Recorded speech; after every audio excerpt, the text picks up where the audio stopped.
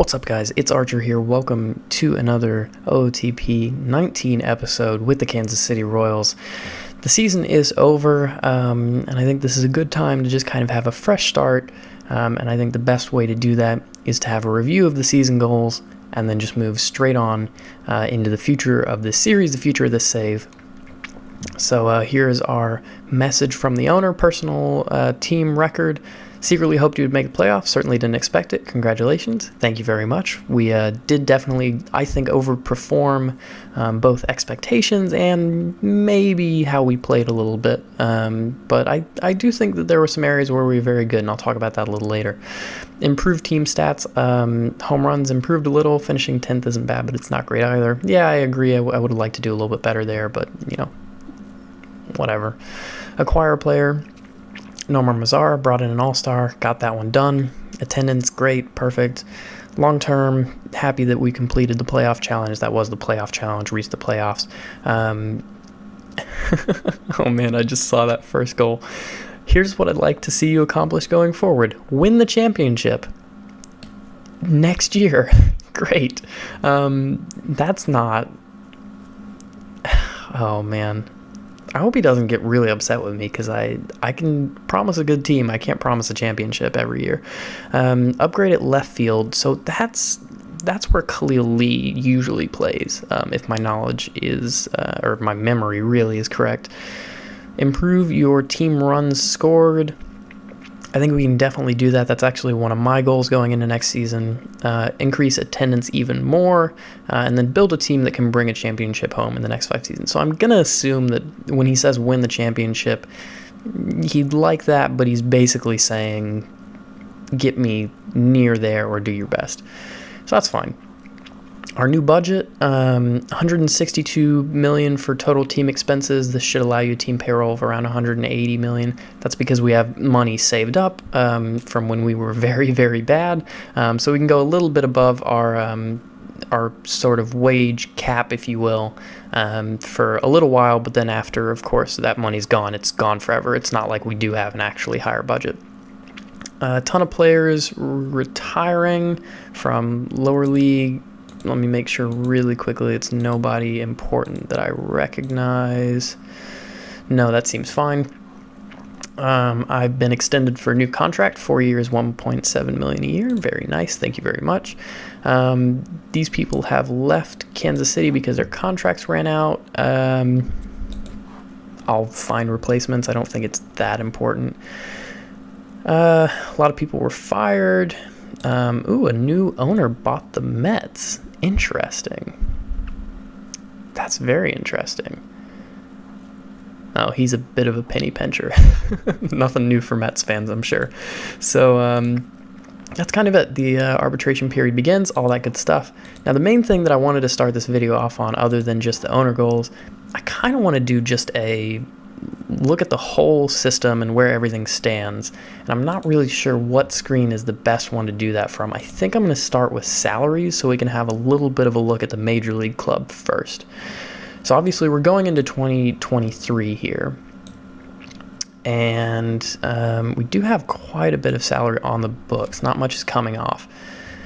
Our main big ticket items, Joe Panic, who I think was, I mean, not even being unkind, a bit of a bust. But if I remember correctly, the reason we did that trade was to get Jermaine Palacios off? No, that wasn't it. So yeah, we made an aggressive move. It didn't pay off, I guess. Not really sure why I made that decision. Looks really dumb not hearing the reasoning now, but again, sometimes you take risks and they just don't pay off. And I think that this was one of them. If I can find a way to get $13.4 million off the books, I will. Andrelton Simmons, still great at defense. Offense is just kind of mediocre. It's just kind of there. 715 OPS, a 699 OPS. I think that's fairly accurate. Defense is declining slightly, so I don't think we're going to execute that team option, but I'm happy to have him on for another year while we get plans set in motion for the future. Nomar Mazara. He's great. I would love to keep him on for the rest of his contract. I don't think we really have to worry about that. He's a great hitter in right field. And, since we are in the American League, we can shuffle him around to the DH, do things like that, just kind of shuffle everybody, which I believe is what we were doing with Khalil Lee and him. And then we have Roberto Osuna, who's a bit of a big wage now, considering the season that he had in this second season. He's a bit injury prone now. I'm not super into the prospect of keeping him on. So if we can ship him out, we may want to do that. Luis Castro is great. Love him. Great reliever. Got the control, the stuff. Excellent. On a pretty cheap wage as well. Richard Lovelady, again, awesome. Probably want to get an extension going for him, actually, if we can.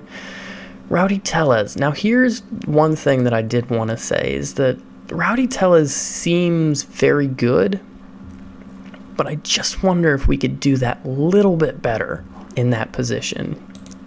And we may not be able to, but I think that's one of the things that I'll be looking to do, is just see if we can get, it won't be a big upgrade, but I think our team is really good, so we're not at the point where we're looking for huge upgrades anymore. Early on, we were looking for really huge upgrades all the time because we had to. All of our players were really bad. And Tellez is good, but I just wonder if we could do a little bit better, especially at the first base position. Matt Chapman, again, probably need to start looking at an extension, although his stats were pretty bad last year, so, they were okay. I'm mostly looking at the on-base percentage and thinking that that's not really acceptable, but again, great defense. It's a pretty rare commodity, so couple that with enough power to hit 38 home runs, it's kind of hard to get away from that. Although he is 29, so we have to keep that in mind as well with any extension. Liam Hendricks is going to be gone. It's worth getting a look at extending him, but 33 is... relievers are already so volatile, but trying to get a 33-year-old reliever to have another consistent season, I think, is playing with fire. Zhang Yizhao, I think he's fine. Backup for us mostly. Does a great job in center field, amazing job in left field, decent job in right field. He's got a kind of bad personality, so I don't think it affects the squad too much, but something to think about in the back of our heads. Kyle Wright is great. No more to say about that. Eric Thames is going to be gone off the wage bill. Excellent. And then we have a lot of players who are kind of middling or really, really good, like Justin Dunn, but they're still on arbitration. So we don't really have to worry about the money with them too much, which means I can probably go to like a pitching screen and just go through what our rotation looks like. So we have, I think, a really solid number 1/number 2. I wouldn't put him as a hard number 1, but, Kyle Wright, I think, is a very solid starting pitcher. Justice Sheffield is very good as well. I think he maybe overperformed a little bit. Trevor Oaks, I'm almost certain overperformed. But he's kind of a solid 4-5, and he eats a lot of innings, so that's always nice. Justin Dunn, I think, is good, but not great. And then Forrest Whitley, I think, is just kind of good as well. So I know we were looking at Murdoch Blagden as sort of that great starter that was going to come in, but he's 25 now. Is he ever going to develop that changeup? It seems kind of unlikely. So I think he's kind of stuck in the bullpen, which is fine. He's an amazing bullpen piece. And if we can get him into a starting role and it looks like it works, fine. I'm willing to swingman him, and if it sticks, it sticks. But I don't think we can count on that. So some starting pitching strengthening is something I'm always looking to do. I think it would be valuable here. I think our bullpen is mostly set. We'll pick up some low buys like we always do, and I think it'll be fine. Sean Murphy, another one who I believe is on an arbitration contract. Yeah, so he's, I think, a really, really solid catcher.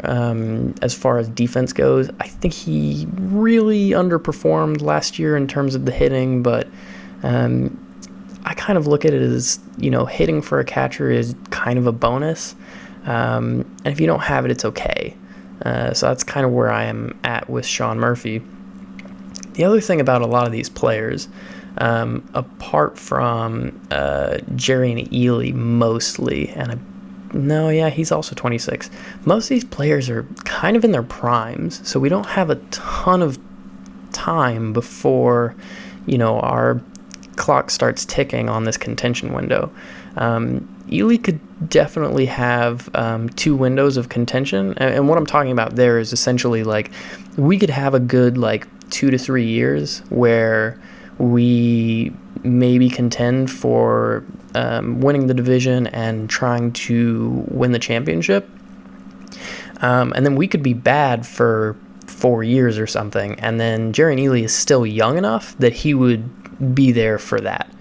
So I'm not too worried about Ely, but everyone else, this is kind of the last ride for them for these next 2 or 3 years, and then everything's going to start declining. So we have to be wary of that.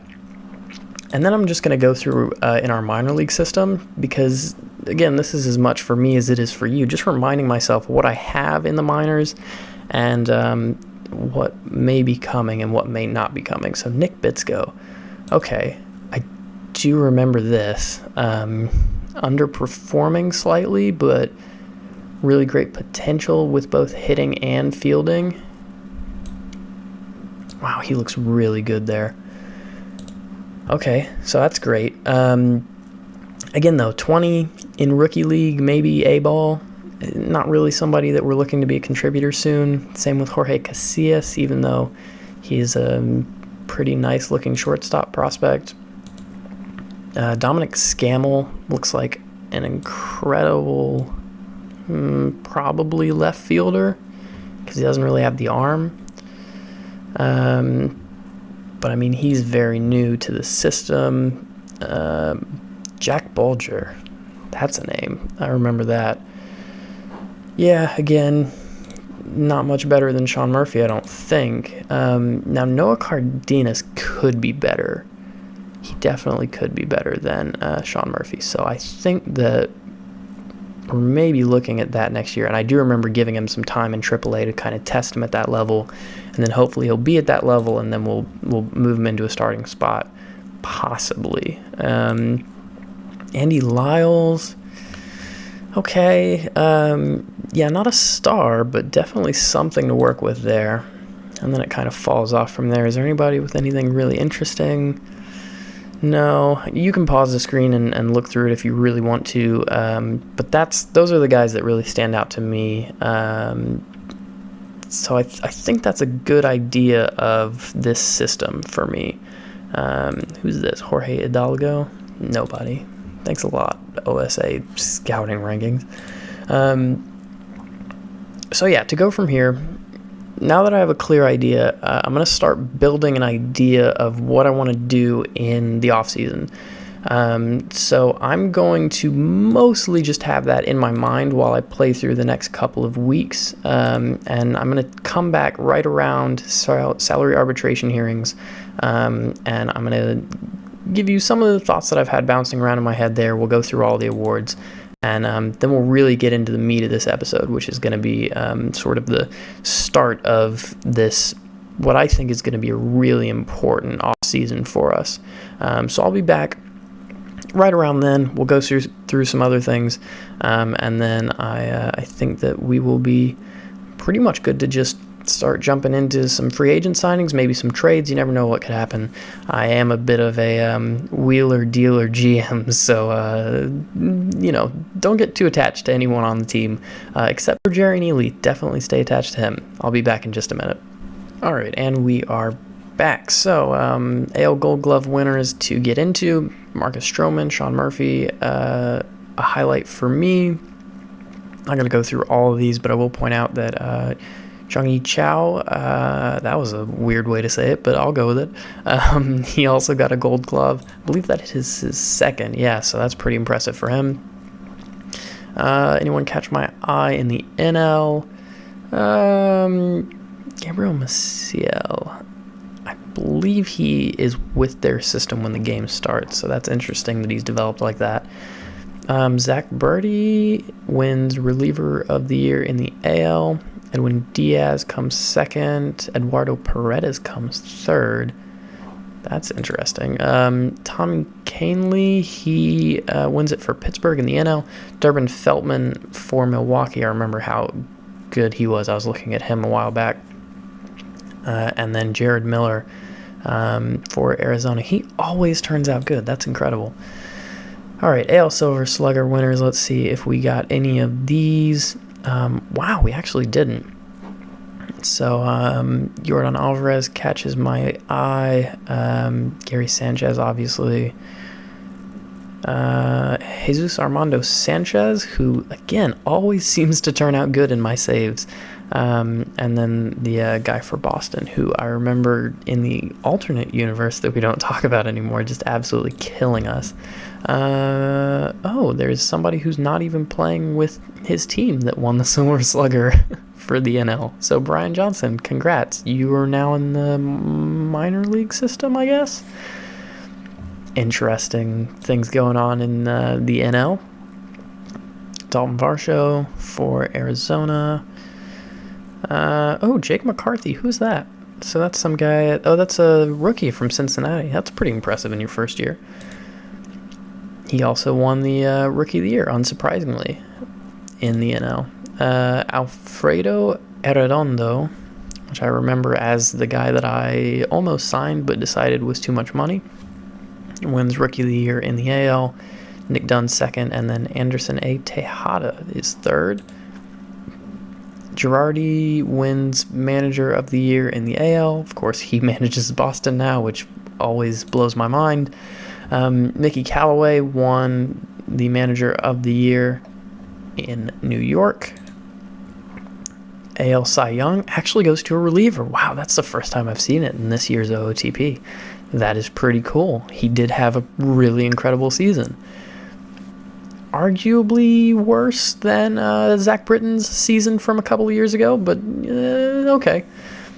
Granted, the competition he was up against was probably not as good. That is one thing I've noticed in this version of OOTP, is that AL pitchers seem to just underperform real life just a little bit. There's never that one guy that has a great season and like a 2.80 ERA. That just doesn't seem to happen very often, at least for me. I don't know how it is for you guys in your saves. But Cal Wright comes second. That's obviously huge for us, and really does reinforce what I was thinking, that he is absolutely a number one, number two type of player for us. Syndergaard wins his, how many Cy Youngs is that for him now? 4th Cy Young. Are they in a row? 19, 20, 21, 22. Wow. 4 Cy Youngs in a row for Noah Syndergaard. He is fragile now. So I wonder how that'll affect him going forward. But he just put up 203 innings. So, wow. 4 Cy Youngs in a row. That's pretty impressive. Canley comes second. Mackenzie Gore comes third. I would love to have Mackenzie Gore. I don't think it's ever going to happen. I'll let you know if I put together the trade package and all trade packages for that. Yordan Alvarez wins AL Most Valuable Player. Jesus Armando Sanchez comes second, and Rafael Devers comes third. Wow, man, just some of the scouting ratings on, especially Jesus Armando Sanchez. Look at that. 70 grade contact, 75 home run power, 75 iron discipline. Oh, and also 75 speed, in case that wasn't good enough. Good grief. And a winner is Joey Gallo, who seems to win the MVP anytime he hits over 60 home runs in a save. That's how it goes. So congrats. Cody Bellinger doing pretty well. Cody Bellinger, how close is he? Because sometimes in my saves he gets pretty close to breaking the all-time home run record. So he's at 279 right now at 26. That's a pretty good pace. He will need to have a couple of absolutely crazy seasons, but sometimes he does, so that's something to keep an eye on. Michael Conforto, who turned out really nicely in this save, comes third. So those are your awards. Here are some of the things I've been thinking about. I think we need an infielder who is a standout hitter. I think we tried for that with Panic and tried to sacrifice a little bit of defense at second base, and it just didn't work out. I need to actually nail that this time. My second thing that I think is that I think we need another starter.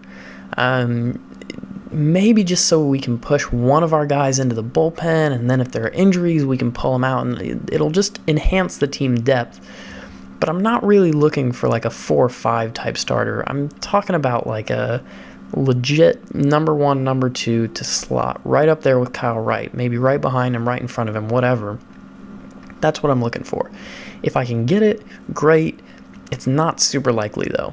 However, again, like I was saying, thinking about our contention window, I've also decided I'm probably going to play it a little bit fast and loose with some of our prospects. Because some of our guys, like, look at this, Edward Olivares, right? Amazing player, but he is 26.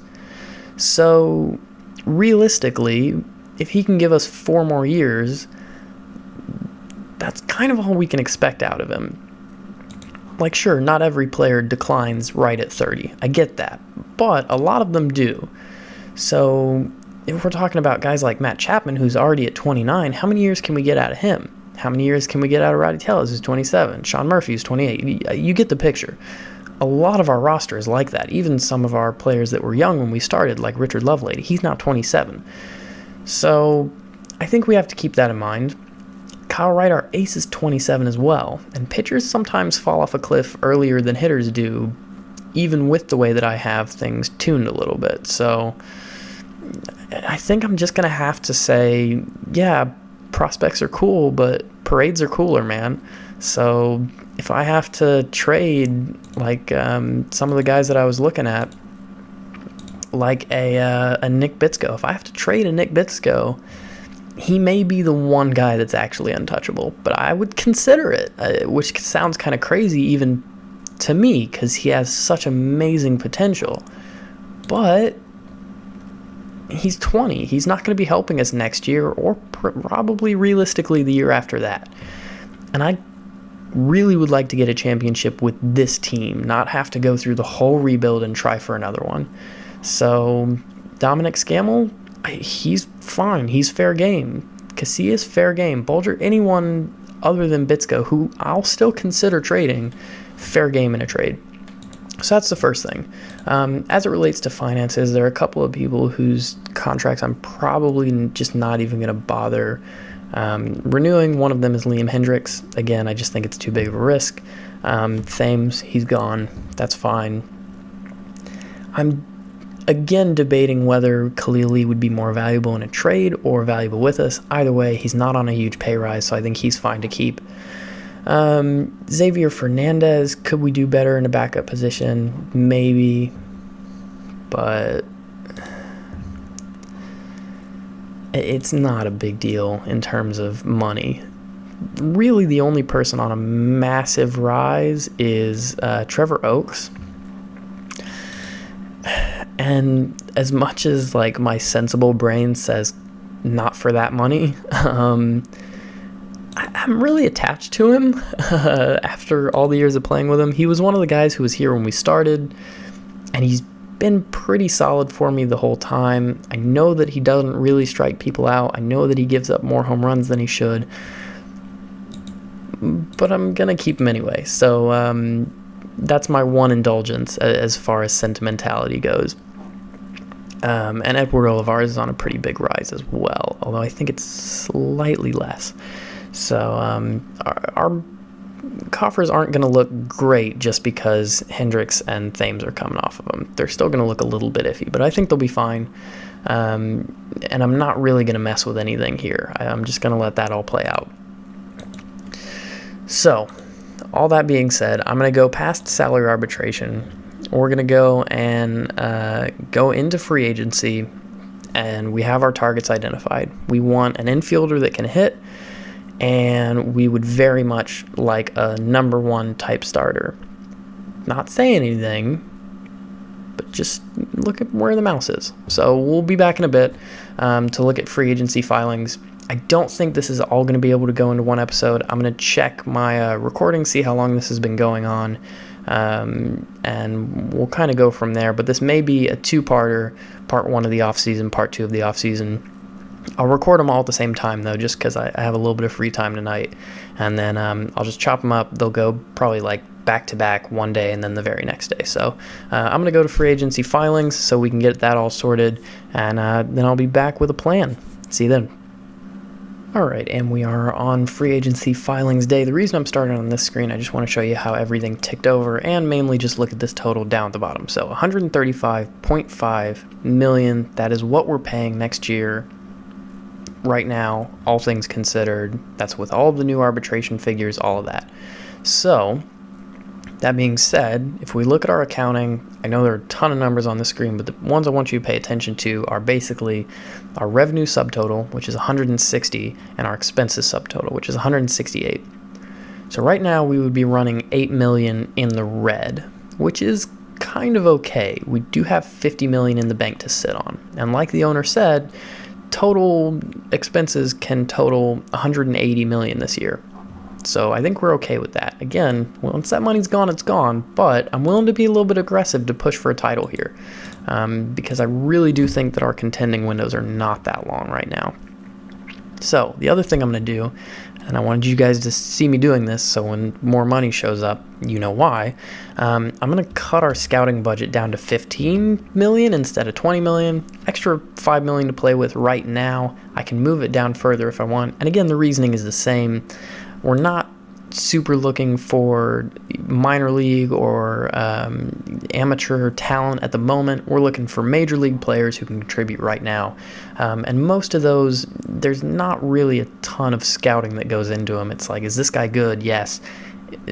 That's kind of it. So, that said, let's go to the mail news. International free agents enter the market. So, I haven't looked at any of these guys. So, they may be great, they may be not. Juan Adalco is not. Juan Campos is pretty good. Not exactly the type of pitcher I'm looking for, but he is pretty good. Ernesto de la Garza, he's okay. Sergio, that's a long name. De Monteverde, sure. He's not very good anyway, so it doesn't matter. Jorge Herrera, Juan Oroz, Sentai Seiya, not very good. Juan Rojas, he's a relief pitcher. I got excited there for a second. I mean, we could sign another reliever. I don't think it's really what we need. Juan Salgado, who somehow is already signed to a team.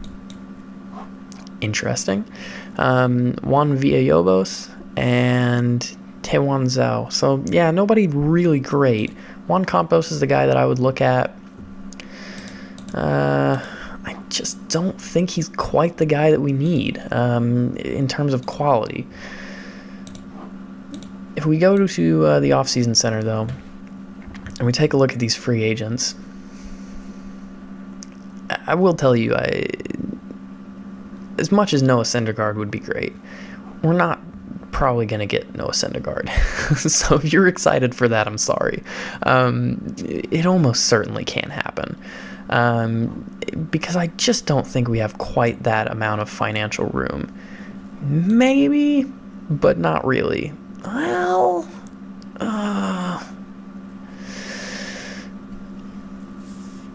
we could kind of do it for a couple of years, but then we would be really up against it. And he's fragile. That's the one thing that I was thinking about while I was off camera. He is fragile. So, you don't want the one guy that you're pinning your hopes on to be injured during a playoff run. Now, James Paxton, a little bit more affordable. Maybe we could squeeze a year out of him at 34. Probably not. So what that says to me is our money would better be served on somebody like Trey Turner. Not Trey Turner, because I don't think he's quite what I'm looking for. But someone like Trey Turner that would be able to take our infield hitting to another level. So let's go ahead and look for that player first. And I may cut some of this out, I may not, but I'm essentially just going to be looking through the batting ratings, sorting by infielder, and just seeing if anything catches my eye. So if it takes too long, I'll cut it out, but probably I'll just let you guys see my thought process here. Nobody really great is looking at me. JD Martinez can't really play the infield anymore, though, can he? So let's look at power. We're not bringing back Mike Moustakas. Greg Bird, I don't think is any better than, say, like a Rowdy Tellez. So I think that's bust. Now, Trey Turner is a good hitter. Question is he a good enough hitter that we should spend that kind of money on him? The answer is maybe no. He's had one good year. He's had a couple of solid years, but he's only had one good year, and it came right before he went into free agency. So he would fit right into that second base gap. Of course, we would have to trade Panic, but I'm planning on doing that anyway, kind of. So is that a big deal? I don't think so. Let me go back to pitchers and just short list all the starters. So Tyone is available, but he's not amazing in this save. Shintaro Fujinami. Now, there's somebody that might be worth looking into, actually. I know he's technically lower rated than some of the other guys, but at 28, he throws some heat, 96 to 98. He's got triple plus stamina, plus stuff, above average movement, average control. He's got 5 different good pitches, which means that his splits probably shouldn't be too bad. Although, well, no, he has a cutter and a forkball, so yeah, he should be okay against lefties and righties. It shouldn't matter. OSA thinks he has plus movement and above average control. Our scouting says solid investment. That doesn't really tell me anything. I was hoping you would say he's a top line starter or something like that. Our scout does think that he's gotten worse, which is a bit of a worry. But weird things do happen in the Japanese league, so I'm not too worried about it. That could be a target for us, you know. Yeah, Shintaro Fujinami, Juan Campos, and if I leave myself to think about it too long, Syndergaard's a target.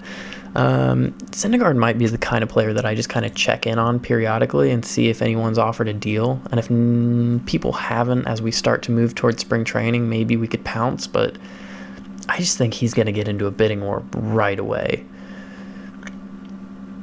Fujinami, let me compare him to maybe a Justice Sheffield. So is he an improvement on Justice Sheffield, I guess would be the question. I think yes is the answer. The stuff is similar, but in theory his movement is better. He has more pitches, more velocity. He has a neutral ground ball fly ball tendency instead of a fly ball tendency. So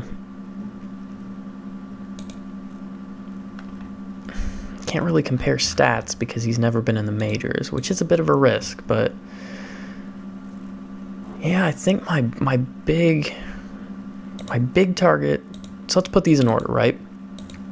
My number one target would be Shintaro Fujinami in terms of the free agent market, because I think he's going to be relatively affordable. It'll be okay. My second target, I guess, would be, I just don't even think Juan Campos is good enough. Yeah, so I'm not even going to worry about Juan Campos. My secondary target would be a trade pitcher. My third target, and just someone to check in on, would be Noah Syndergaard. So I'll go not super hard on Fujinami, but I'll kind of soft get into negotiations there. On the batting side, we're probably going to have to look trade market again because there's just not anybody that I'm really interested in. If I needed a catcher, this would be the year. So maybe we should just look to upgrade at catcher. But they're going to be super expensive. We're talking like 30 plus million a year expensive. Although Buster Posey's less because he's like 50 in this save or whatever. Outfielders as well, man. A lot of outfielders. Maybe some people that we could, like, I know Marwin Gonzalez plays infield, but maybe does Domingo Santana also play out in the infield? No, I didn't think so. So I'll look through some of those things. But that's my big plan in terms of pitchers. In terms of hitters, I think Trey Turner's kind of a target if his price stays down, sort of the Syndergaard thing. If not, I think it's just got to be trade market. So we'll go to the handy, find a player, and mess with that then. I apologize if this episode is a little bit rambly. Still getting used to things. But let's just quickly do pitchers. So we have one of the 5-star pitchers, Mike Klein. That control worries me because I'm not sure it'll ever get better. But okay, Mike Klein. Yeah, we're going to have to knock this down to 4 stars. So at 4 stars, there's probably going to be a lot of players as well. Not as many as I thought. We probably are looking for like at least 3 stars right now, so that'll cut a lot of people out. So Syndergaard is a free agent, obviously. Quintana, not really somebody I'd look at. Now, there is this guy, but as much as Detroit finished bottom, they were still decent. Like, they were just below 500, so I think they would want to hang on to him in real life. And, again, the control worries me a little bit with him. Now, there's somebody like Ryan Weathers, but again, are the Twins going to trade to a divisional rival coming off of a good year? Probably not. The Mets just had a World Series run, so they're not likely to trade Ethan Hankins. Are the Padres any good? I know I said I couldn't get Mackenzie Gore, but maybe. So they're not very good. They have some decent players. They haven't really put it together. They may be feeling a little bit of pressure to reinforce their ranks. Maybe. I don't know. If I was them, I wouldn't be, but I'll check and see. So Mackenzie Gore maybe is a target. And then Tyler Beede.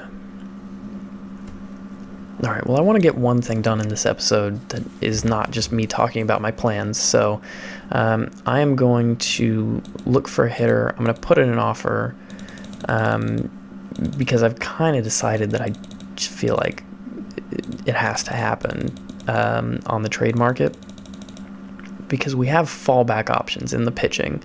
There's not really a fallback option in the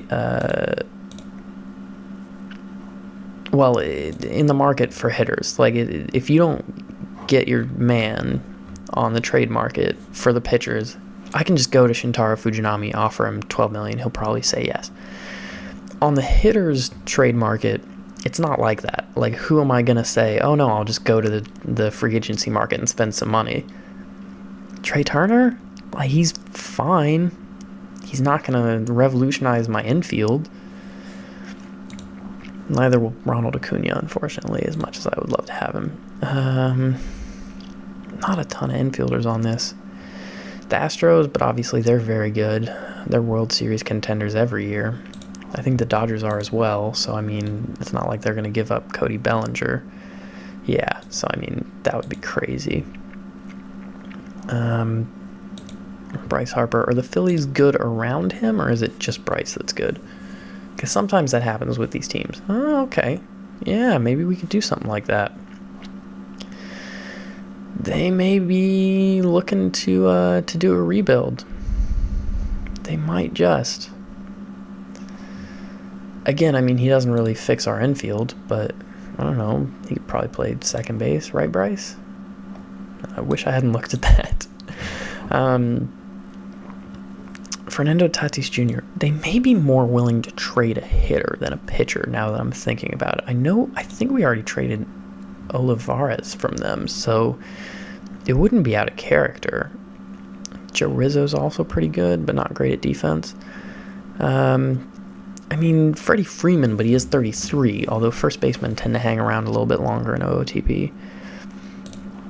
If Toronto aren't good, I'm going to throw everything at this man. They are good. Dang it. I would be fully willing to throw inordinate amounts of money at Vladimir Guerrero Jr., who I also think is going to be amazing in real life, by the way.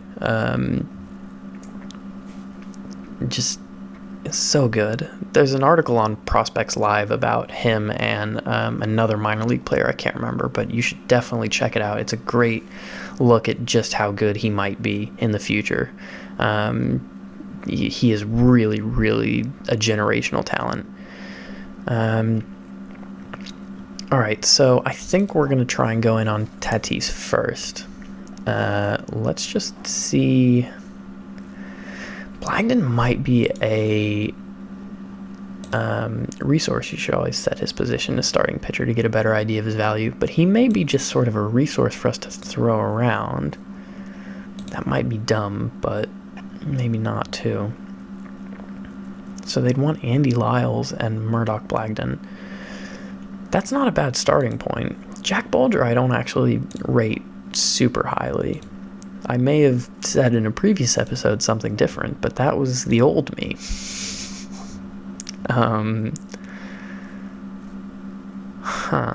Andy Lyles and Jack Bulger, and it's mine. That's too good to pass up, right? I mean,